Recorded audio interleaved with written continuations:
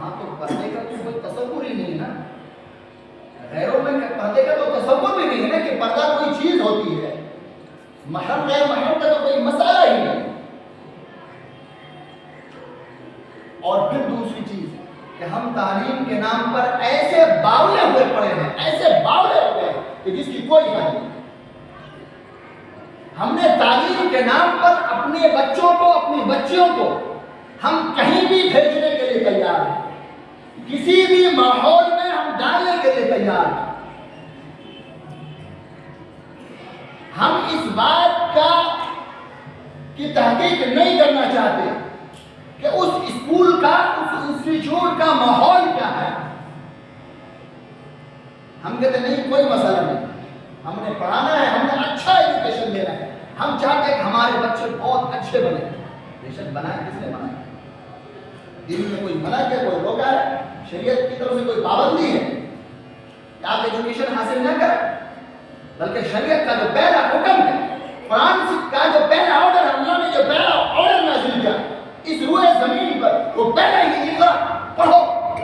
قرآن نے سب سے پہلے تو پڑھنے کے لیے کہا, دوسرا کوئی حکم ہی نہیں.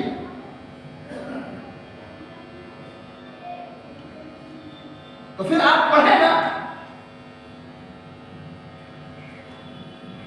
لیکن اس کی ایک باؤنڈری ہے, اس کی ایک حد بندی ہے, اسے تجاوز کرنے کی اجازت نہیں ہے, اسے عبور کرنے کی اجازت کسی کو نہیں ہے.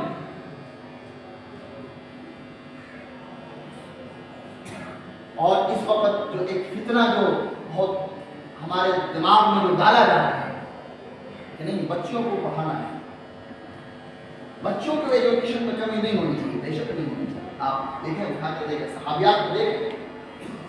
آپ صلی اللہ علیہ وسلم نے صحابہ کے لیے جہاں پڑھنے کا انتظام فرمایا, صفہ کے چبوترے پر پہلا جو اسکول کھولا آپ نے, وہ صفہ کا چبوترا جہاں صحابہ کرام بیٹھے ہوتے تھے, پڑھتے تھے, روزانہ قرآن کی آیتیں اور حدیث سیکھا کرتے تھے. مردوں کے لیے جہاں پہلا اسکول کھولا آپ نے, وہیں عورتوں کے لیے پڑھنے کا انتظام کیا, عورتوں کے لیے بھی انتظام کیا. آپ کی جو ازواج مطہرات تھی ان کو ٹرین کیا آپ نے کہ آپ عورتوں میں تعلیم کو عام کریں, آپ عورتوں کو تعلیم دیں, ان کو ٹرین کیا گیا. آپ صلی اللہ علیہ وسلم نے یہ کثرت سے نکاح کیا, اس کے پیچھے ایک مقاصد کیا, دو مقصد. پہلا جو مقصد ہے وہ تبلیغ دین, اشاعت دین, اور جو دوسرا ہے, دوسرا یہ ہے کہ وہ عورتیں جو بے سہارا ہیں, جن کا کوئی گلزار حال نہیں ہے. آج جو ہماری سوسائٹی, ہمارے معاشرے کا مسئلہ ہے یہاں کہ اگر کوئی عورت بیوہ ہو جائے, مطلقہ ہو, اسے کوئی پوچھنے والا نہیں, پوچھنا تو چھوڑ دو, اسے بہت گھٹیا نگاہ سے دیکھا جاتا ہے. ہمارے معاشرے کا مسئلہ ہے یہ. کل عرب میں آپ نے ان چیزوں کو ختم کرنا تھا, آپ نے ختم کر دیا. سوائے ایک نکاح کے آپ نے جتنا بھی نکاح کیا وہ سارے کے سارے یا تو مطلقہ یا بیوہ ہیں. آپ نے پہلا نکاح کیا بیوہ سے, ان کے بچے بھی ساتھ ہیں. دو پیغام دینا جو اہم ہے. تو آپ صلی اللہ علیہ وسلم نے جہاں مردوں کی تعلیم کے انتظام کرنی, عورتوں کے لیے اس کی حد بندی, ایک باؤنڈری لائن ہے, جسے کراس کرنے کی اجازت کسی کو نہیں. آج ہم جو باولے ہوئے پڑے ہیں, ہم یہ کہتے ہیں کہ نہیں بچیوں کو تعلیم اعلیٰ سے اعلیٰ تعلیم دینی, آپ بے شک دیں. اور اس میں ہوتا کیا, جو ہو رہا ہے اس وقت, جو رپورٹیں آ رہی ہیں, یہ کہتی ہیں کہ بچیوں کی تعلیم کے چکر میں ہم اپنے بچوں کو پیچھے کر دیتے ہیں. بلکہ بعض اوقات بعض جگہوں میں یہ ہوتا کہ والدین اگر وہ اس لائق نہیں ہیں کہ تعلیم کا بوجھ اٹھا سکے, تو جو بچے ہیں ان کو کام پہ لگاتے ہیں, بچوں کو اسکول اور یونیورسٹی بھیجتے ہیں. اب نتیجہ کیا نکلا کہ وہ جو بچی ہے جب وہ پڑھتی ہے تو اسے اپنے ذہن, اپنے مزاج کے مطابق اپنی سوسائٹی, سماج میں کوئی ملتا نہیں. ایک یہ بھی مسئلہ ہے. تعلیمی جو معیار ہے اس معیار کے مطابق سے اپنے سماج میں اپنی سوسائٹی میں کوئی نظر نہیں آتا، اور تربیت اور دین ویسے ہی گھر میں نہیں ہے، انہیں کوئی مسئلہ ہی نہیں ہوتا۔ دوستیاں پہلے ہو چکی ہوتی، چونکہ دین نہیں ہے تو دوستی اسی وقت ہو چکی، اور ان کے ساتھ جانے میں، ان سے شادی کرنے میں، ان کے ساتھ رہنے میں آج اس لیے نہیں ہوتا، ان کو لگتا ہے کہ ہماری سوسائٹی میں تو ہمارے لیے کچھ بچا ہے، یہ ہمارے لیے بہتر اپرچونٹی ہے، اس لیے ہم چل رہے ہیں۔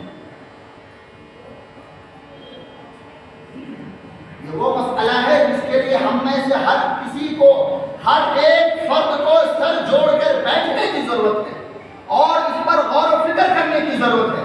اس مسئلے کا حل نکالنا ازحد ضروری ہے،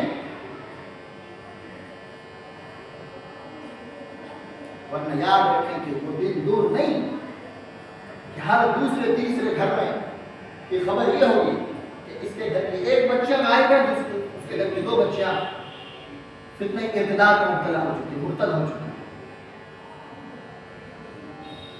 اور پھر کوئی زمانہ، کوئی وقت آئے گا کہ یہ چیز ارتداد نہیں، یہ فیشن بن چکا ہے، لوگ اسے اپریشیٹ کریں گے بلکہ فخر سے بیان کریں گے، اس لیے وقت ہے، ابھی وقت ہے۔ اللہ نے جن کو سرمایہ دیا ہے، جن کو اللہ نے مال و دولت سے نوازا ہے، ان کو چاہیے کہ وہ اپنی مال و دولت کو خرچ کریں، اپنے وسائل کا استعمال کریں۔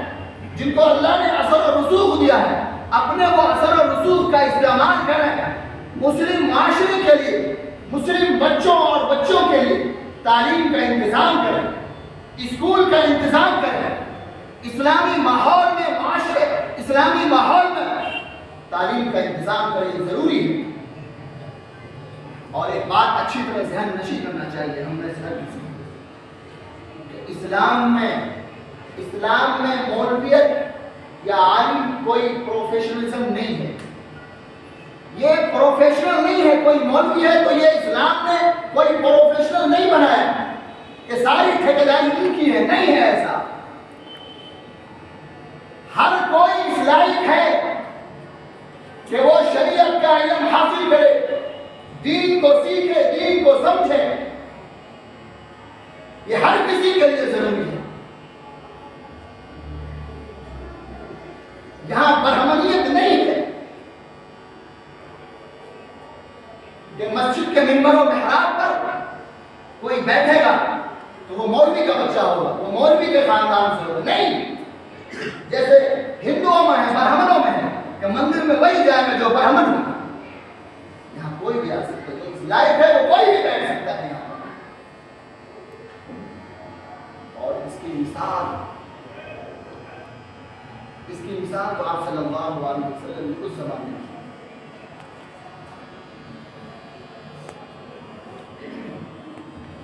جب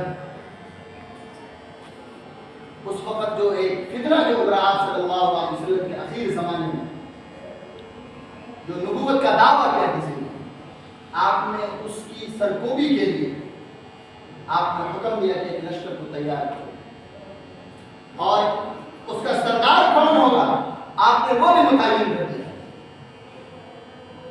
زید بن حارث،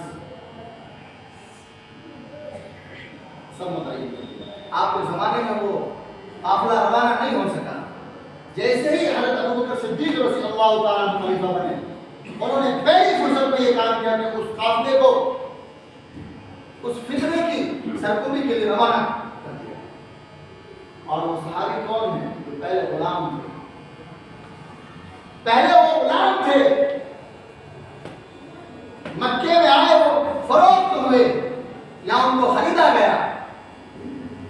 اور یاد رکھیں عرب کا جو مزاج تھا، آپ پڑھیں عرب کو، عرب کا مزاج بہت نرالا مزاج، وہ اپنے سے نیچے کسی کو برداشت کرنے تیار نہیں، چاہیے کہ کسی غلام کو اپنا سردار قبول کر دے۔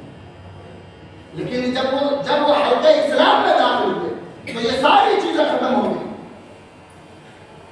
آپ صلی اللہ علیہ وسلم نے جن کو متعین کر دیا تھا، سارے صحابی اور بدری صحابی میں ہیں، جو بدری صحابی کا اتنا بڑا اعزاز ہے، ان کے لیے اتنی بڑی خوشخبریاں ہیں، وہ سارے صحابوں کے ساتھ چل رہی ہیں پیچھے پیچھے.